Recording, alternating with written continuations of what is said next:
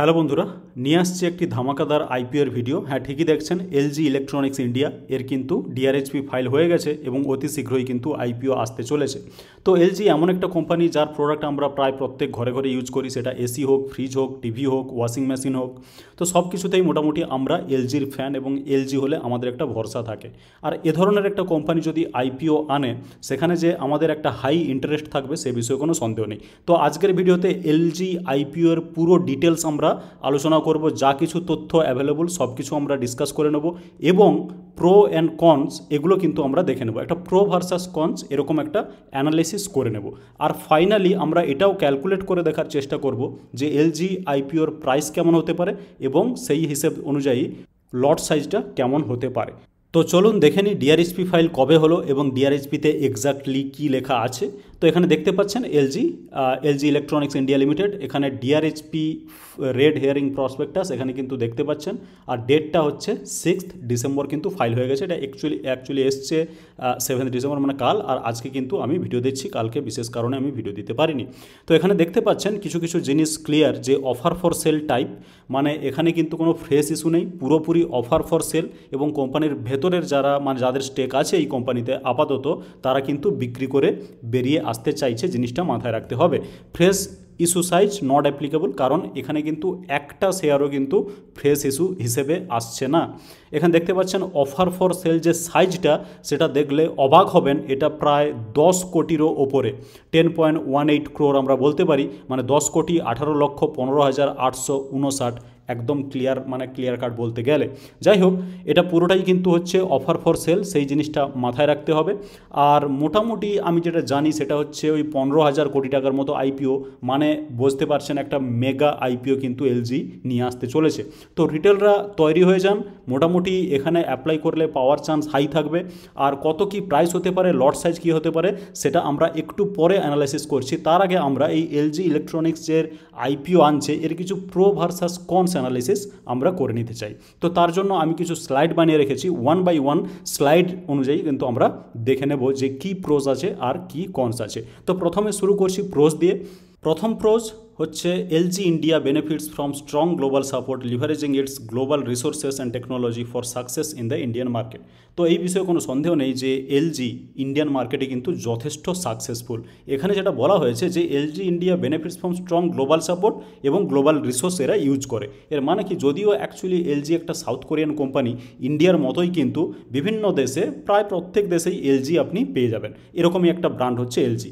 এবার এলজির যে কোনো জায়গায় যেগুলো রিসার্চ অ্যান্ড ইনোভেশন হাব আছে, রিসার্চ অ্যান্ড ডেভেলপমেন্ট সেন্টার আছে, তো সেগুলোতে যা কিছু রিসার্চ হচ্ছে সেগুলোও কিন্তু এলজি ইউজ করতে পারছে বা অ্যাপ্লাই করতে পারছে ইন্ডিয়ান মার্কেটে যেসব প্রোডাক্ট আসে তার উপরে। সুতরাং এরকম নয় যে ইন্ডিয়ার মধ্যেই এই কোম্পানি সীমাবদ্ধ বা এদের ইনোভেশন সীমাবদ্ধ বা রিসার্চ সীমাবদ্ধ।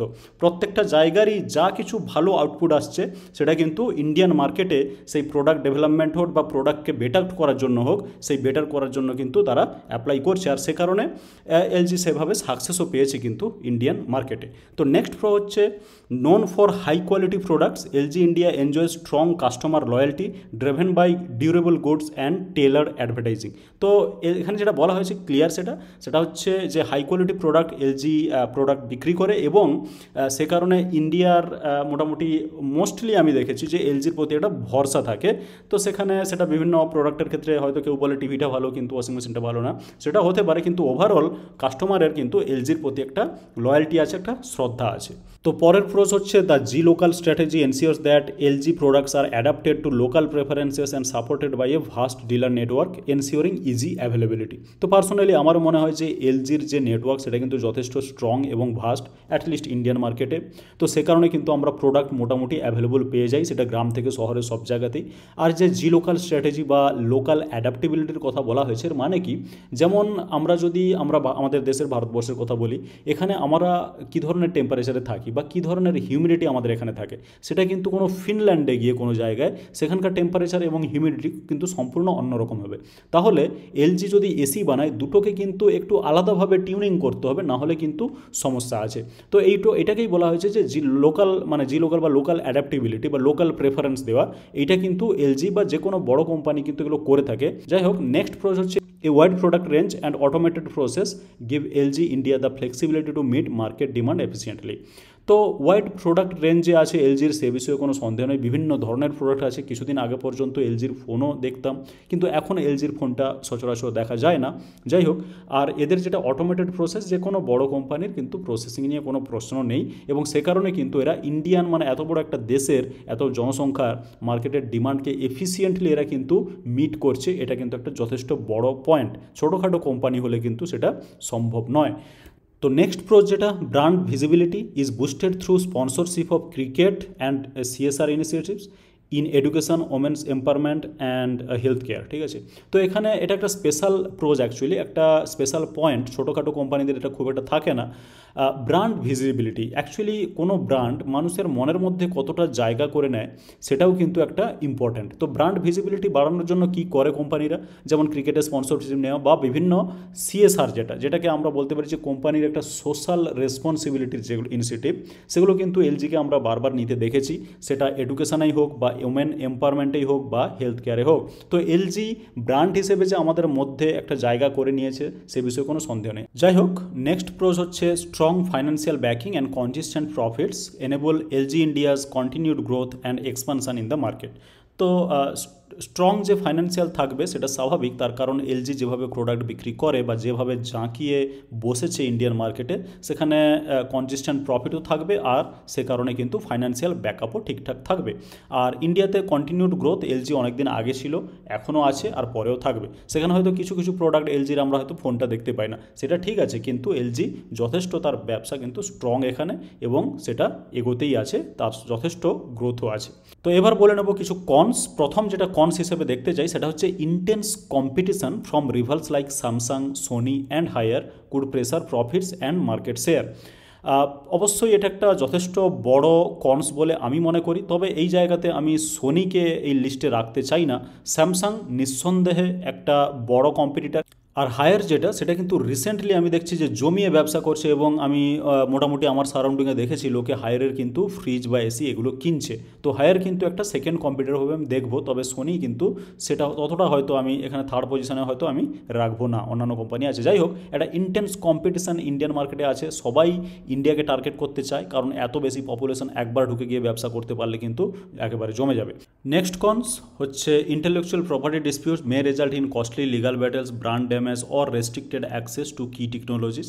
এখন ইন্টেলেকচুয়াল প্রপার্টি ডিসপিউট যে কোনো জায়গাতেই আসতে পারে, যেহেতু এখানে রিসার্চ ইনোভেশনের ব্যাপার থাকে। তো কোনো রিসার্চ কেউ মানে কিছু ডিসকভার করলো বা সেটাতে পেটেন্ট করলো, এখানে ইন্টেলেকচুয়াল প্রপার্টির একটা যথেষ্ট মানে ইনভলভমেন্ট আছে, এবং এখানে কিন্তু ডিসপিউট আসতে পারে। এটা কিন্তু যে কোনো কোম্পানির ক্ষেত্রেই আসতে পারে যেগুলো এই রিসার্চ বা ইনোভেশন রিলেটেড কাজকর্ম করে। তো বাকি যেটা কোন, সেটা হচ্ছে supply chain disruptions caused by natural disaster or global crisis can lead to delays, increased cost and product shortage. যেহেতু এগুলো গ্লোবাল কোম্পানি, সেখানে বিভিন্ন জায়গা থেকে বিভিন্ন প্রোডাক্ট আসতে পারে। কোনো একটা পার্টিকুলার প্রোডাক্টের কোনো একটা পার্ট হয়তো বিদেশ থেকে আসতে পারে। সেখানে যদি কোনো ন্যাচারাল ডিজাস্টার হয়, যদি গ্লোবাল কোনো ক্রাইসিস হয়, তাহলে কিন্তু মানে ইন্ডিয়ার সঙ্গে যদি অন্য সাউথ কোরিয়ার কোনো সমস্যা হলো, সেখানে সাউথ কোরিয়া থেকে ইন্ডিয়াতে হয়তো প্রোডাক্ট আসতে পারলো না, বা সে ধরনের কানেকশান থাকলো না, সেক্ষেত্রে ডিসরাপশন আসতে পারে এবং প্রোডাক্ট শর্টেজ আসতে পারে। তো এগুলো জেনারেলি সব গ্লোবাল কোম্পানির ক্ষেত্রেই কিন্তু আছে, এলজির এটা কোনো স্পেশালি নেগেটিভ কিছু না।